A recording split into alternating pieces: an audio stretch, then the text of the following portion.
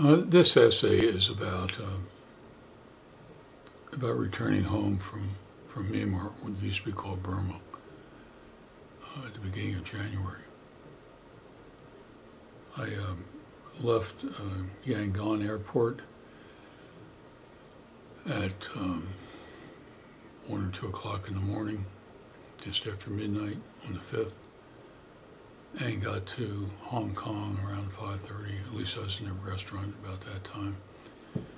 And so I was dead tired. I didn't sleep from Yangon to Hong Kong, and so I missed a whole night's sleep.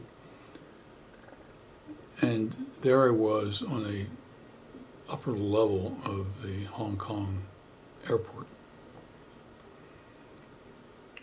And it is a huge restaurant. Even at 5:30, there are hundreds and hundreds of people there waiting to get on the planes to fly overseas.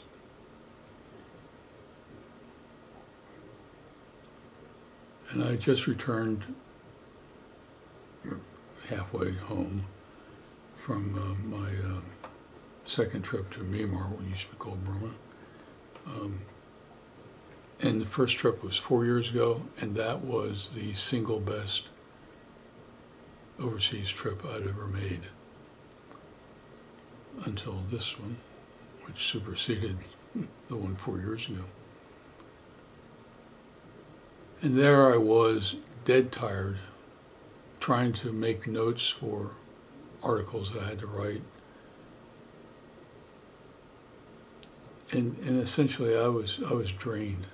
But I knew that if I didn't do it now, and I got home, it was just postponing the problem, and I needed to address the issues then and to write them down. In fact, part of this essay that you're going to read, at least a rough draft of it, was written there.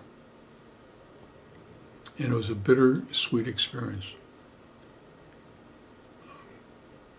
I was on a high because I spent almost an entire week with my family who lives near Inle Lake.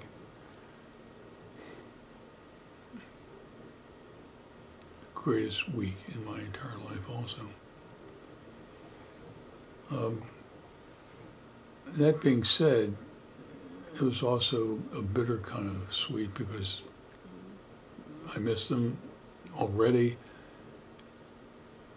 and now it'll be a couple of years before I can go back again. And there I was, emotionally drained. I was physically drained. And I knew that if I had, I just had to get some of this material out. And I don't really recall why I had to. I had gotten Chris Matthews' book on Bobby Kennedy and read it from Chicago to Hong Kong and to Yangon. But there I was back in Yangon getting ready in a couple hours to fly back to Chicago, which took 18 hours. And I was looking through the book, and what I really wanted to do was to reread the section at the end of the book, which is really kind of the epilogue of what happened after the assassination of Bobby Kennedy. And John Glenn was asked to take care of the Kennedy children while they were bringing back Bobby's body in Ethel's plane. And so John Glenn takes care of the kids, fed them dinner, then put them in bed, and then came down to Bobby's library and was looking on the bookshelf at all the books that Kennedy was reading or had read, and he happened to thumb through them, some of the books, and he happened to pick up one by Ralph Waldo Emerson.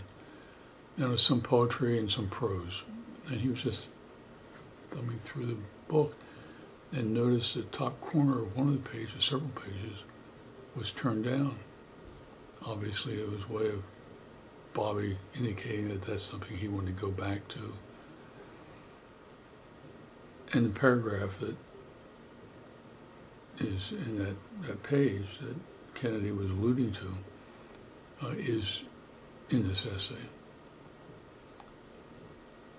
And in the beginning of the paragraph, it talks about nobody wants to live in a time of revolution.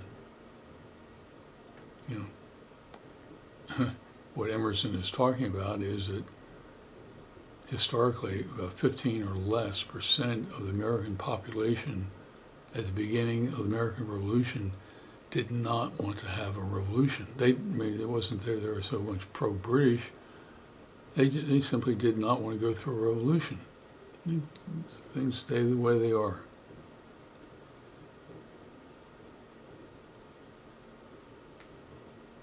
Then there was the American Revolution, then there was a Civil War in which the North won the war and lost the peace and went back into quasi-slavery, Jim Crow laws, segregation. And then a century after the Civil War, we're in the civil rights movement again.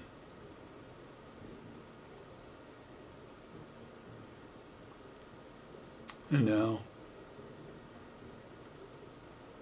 in 2018, we're dealing with Donald the Dumb.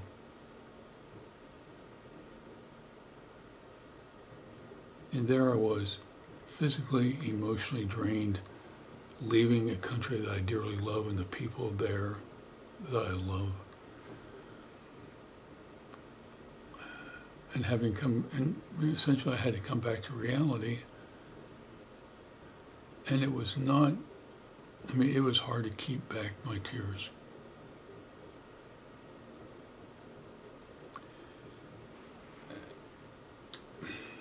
And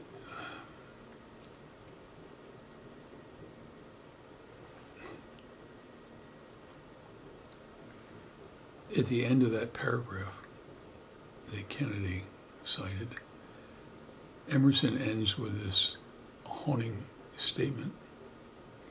This time, like all times, is a very good one, if we but know what to do with it.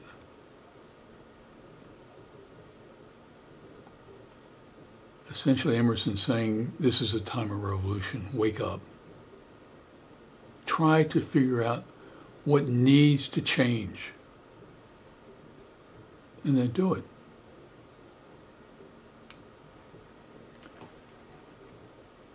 And that's essentially what Bobby Kennedy did through his entire but short life.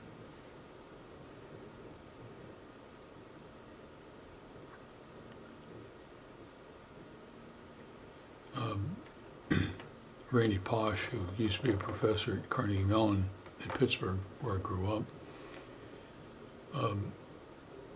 was dying of pancreatic cancer when he gave his last lecture.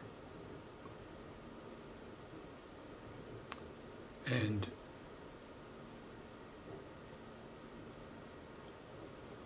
I danced with death twice, and I missed putting those two experiences together until I saw that last lecture, and it was like a giant light going off my head, like, now I understand.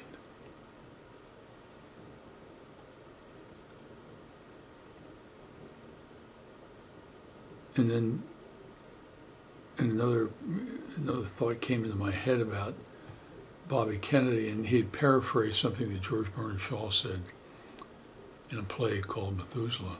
And it was, the paraphrase is something I've used in my signature and my emails for decades. Some men see things as they are and say, why? I dream dreams that never were, and say, why not? If you want to encapsulate Bobby Kennedy, that paraphrase of George Bernard Shaw is precisely who Kennedy was.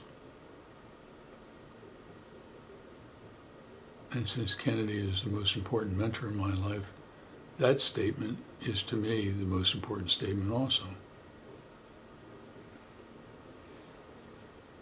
But George Bernard Shaw also said, life isn't a process of finding yourself. Life is a process of inventing yourself. You don't have to go out looking for your life wandering around in the wilderness. What you have to do is create yourself, to create yourself in this wilderness that you live in this time of revolution. And I'm in that process of trying to understand who I am. I am at 75 years of age trying to create myself.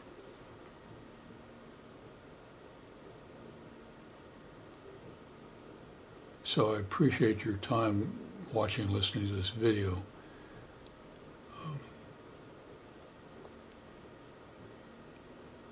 And I hope that in, not only in the video, but in the essay, I hope that I've been able to let you see kind of inside of who I am and what was going through my head.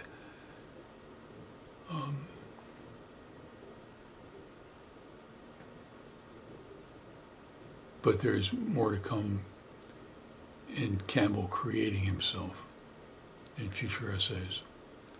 So in a way, it's a story about me, but it's also a story about you and a kind of a challenge to you. Who are you going to be? How will people remember who you are when you're gone? Create who you wish to be and then work at it. Good luck. Take care.